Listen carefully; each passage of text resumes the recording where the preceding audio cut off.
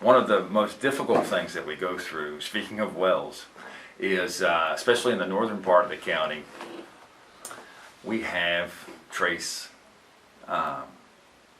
elements of arsenic, and we're talking parts per billion. And up until just a few years ago, the federal standard was 20 parts per billion. Well, I say a few years ago, it was actually Clinton that lowered it, and it came into fruition here lately.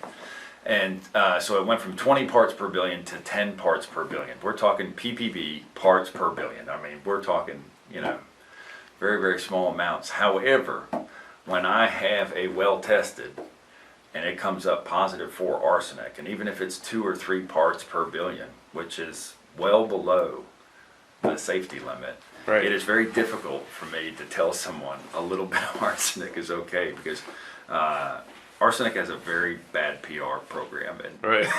people don't. But That was in chicken feed up until yeah, a year ago, yeah, wasn't yeah. it? Well, one of the best things, I actually sold a farm for an EPA attorney, and he said that a serving of shrimp has 2,000 to 3,000 parts per million, not even parts per billion, but 2,000 to 3,000 parts per million, a serving of shrimp of arsenic. He's like, I'm not going to stop eating shrimp. I mean, you just have to know that there are certain things. But so there are several things that we do. One of the things is we can add a reverse osmosis system to the well, which eliminates 90 to 99% of the arsenic, but it's still in there. And there's really no way, if you have a couple parts per billion of arsenic, to get rid of all of it. And there are some people that are just like, it's unacceptable to have any arsenic.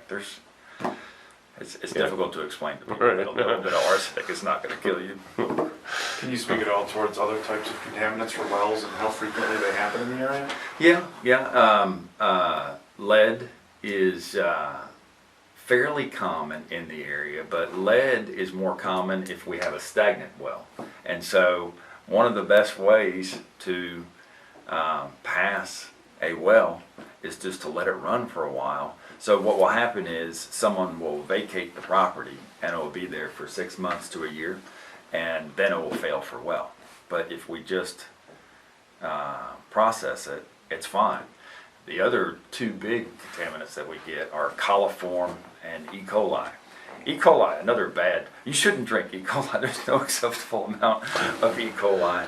But E. coli could be indicative of some kind of fecal contamination, where we either have a septic that is leaking into a well, which is horrific, or you can actually have a nearby farm that would have bacteria leaking into the well or the aquifer.